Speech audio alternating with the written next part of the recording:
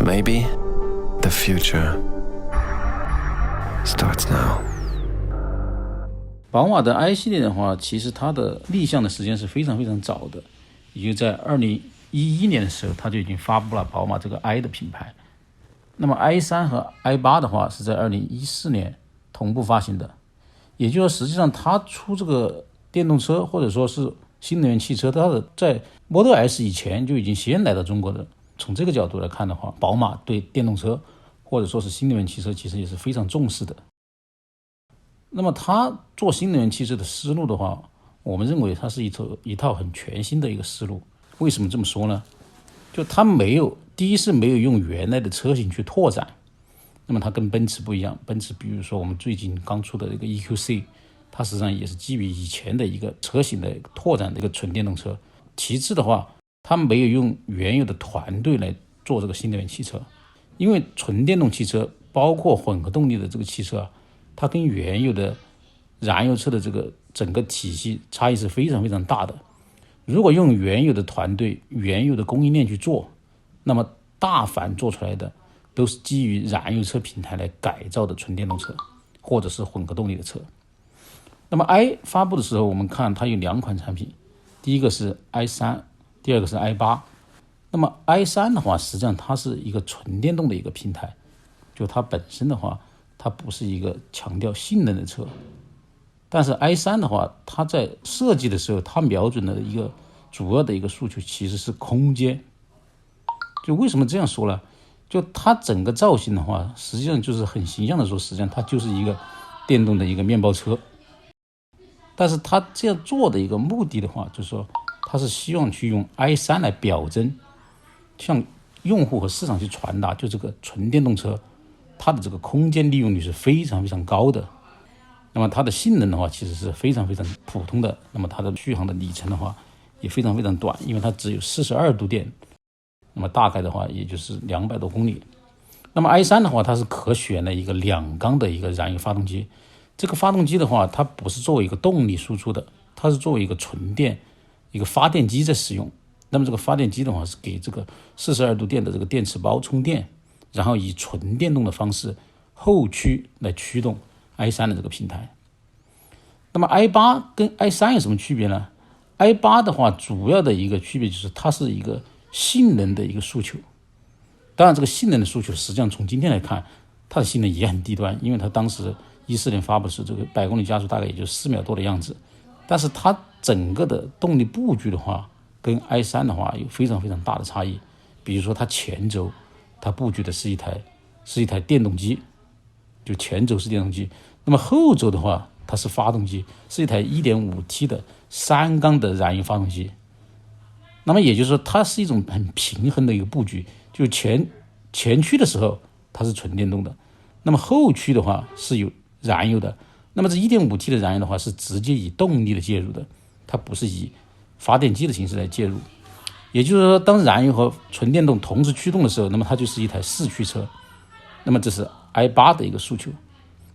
当然 i8 我们知道它的形象外观是非常非常亮丽的，那么实际上 i3 的形象也不简单。为什么这样说呢？因为 i3 的话它是一个没有 B 柱的设计，那么没有 B 柱的设计在我们这个也就是基于我们以前不管是燃油平台其他平台的话它是比较少见的，因为它很难去通过这个侧面的碰撞。那么为什么 i3 它敢这样设计？其实这里面有一个很关键的一个因素，就是说 i3 和 i8 宝马并不是说是简单的去做了一个电动或者是混动的一个尝试，它的一个核心的一个诉求是做了一个新材料的尝试。那么我们关注这个车型的都知道 i3 和 i8 它的车身的话它是采用碳纤维复合玻璃纤维的一个工艺，也就是它的车身覆盖件包括承受应力的一些前后防撞的一些结构，它都是碳纤维复合玻璃纤维的。那么它这种材料的话就是说比纯碳的这个成本要低得多，但是它的刚性的话比玻璃纤维，也就是我们所谓的玻璃钢嘛，比玻璃钢的话它的刚度的话要高得多。那么这种材料的话它是采用粘接的方式把它做出来的，所以说实际上就是说这一点的话跟那个高端的一些超跑所谓的一个 Model Cell 的这种单体壳的这个座舱实际上是非常非常类似的。只不过就是说它为了一个成本的诉求，它没有做的那么极端，去用纯碳，也就是说没有用干碳的工艺，它是用碳纤维复合玻璃纤维这样的一个诉求的话，就是它车身这种复合材料的成型的时间非常非常短，同时它的成本也很低廉。但是 i3 和 i8 到量产以后，它一直没有解决的话，就是这个产品的一个良率，就它这种工艺啊，非常非常的不成熟，也就是这个产品的报废率非常非常高。所以我认为这也是导致后面宝马没有继续的把这个系列给它丰富，推出新的一些车型的一个主要的一个原因。同时的话，我们看 i8 的造型是非常非常亮丽的，那么它也在传达着这个材料带来的新的一些可能。比如说我们看它的 C 柱，它的 C 柱跟轮拱形成了一个类似于风洞的一个效果。那么这个风洞的目的的话，可能说是承受一定的下压力，或者说是对后面的这个空气进行一个整流。但实际上对于 i8 这样性能的车，一个4秒多的车的话，它这个不是它的一个主要的一个诉求，它的一个主要的诉求是通过这个来传达复合材料给车身设计带来的一些全新的可能。因为它这么复杂的一些曲面，在我们的钣金工艺，也就是说不管是用铝或者用铁啊，它冲压工艺是做不出来这么复杂的曲面的。那么我用复合材料肯定是很容易去做的。那么 i8 它既然用了复合材料，它也希望通过一些造型来体现我这种制程，这种新的制程的一些优势。这样的话，我们会看到 i8 它在背后，尤其是在 C 柱这个位置，有非常非常复杂的一些曲线。那么 i3、i8 的话，应该说14年发布吧，到现在也是算是起了个大早，但到现在的话，应该是赶了个晚集，基本上市面上也没有什么保有量。那么实际上我们刚才才提到，就它从来到中国的这个角度啊，它比特斯拉 Model S 来的还要早的。那么为什么它没有形成一个主流？我认为主要的一个原因就是它没有进行彻底的纯电动化的一个取向，尤其是 i8。那么 i8 的话，大家只是认可它的造型，但对它的性能的话一直是诟病的，包括它的一个续航里程非常非常的短。那么它这样的一种情况的话，就导致它如果不启动那个燃油发动机啊，它不管是在动力上，不管是在续航上，它都没有优势。那么它只有把燃油和纯电动同时启动的时候，那么它的性能才能够达到100公里加速4秒多。它这样的一个结构的话，就导致它是一个以混动来行驶的。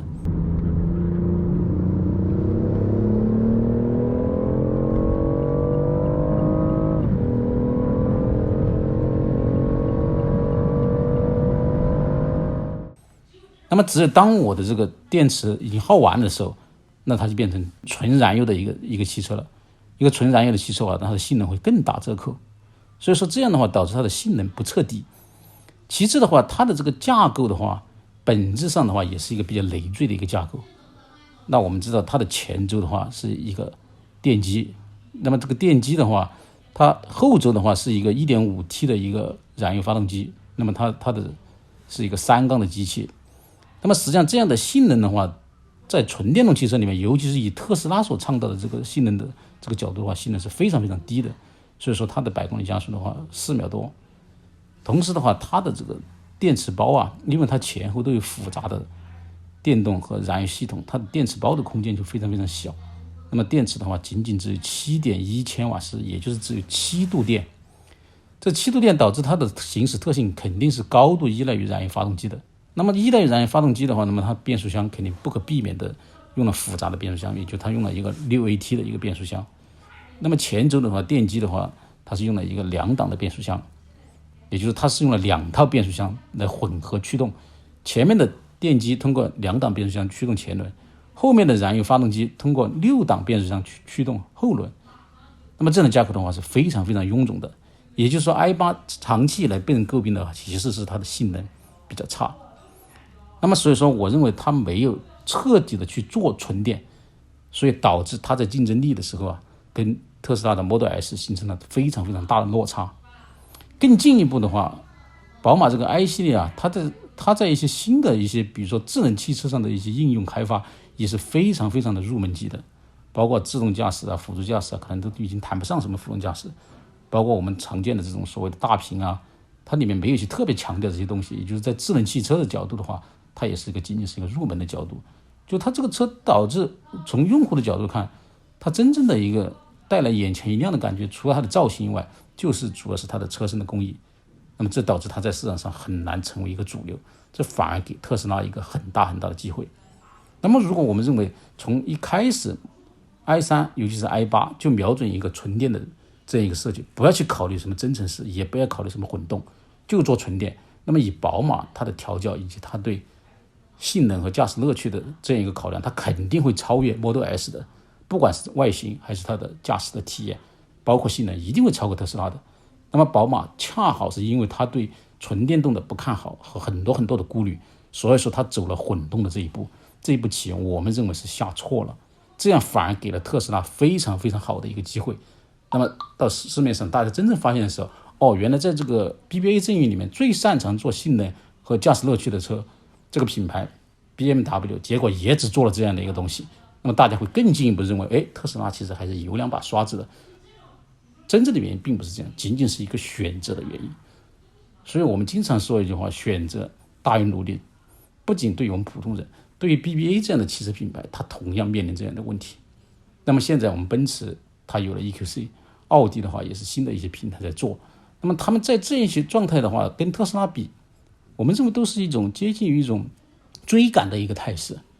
就特斯拉一直在引领，它不仅是在性能上引领，性能上只是它入门的一个敲门砖，它在自动驾驶积累的数据，它在整个用户体验，它营造的一些新的一些特征，都远远的把 BBA 的这个差距越拉越大。可能真的到后面，我们认为纯电动车可能就真的会剩下两大阵营，第一个是特斯拉，第二个是其他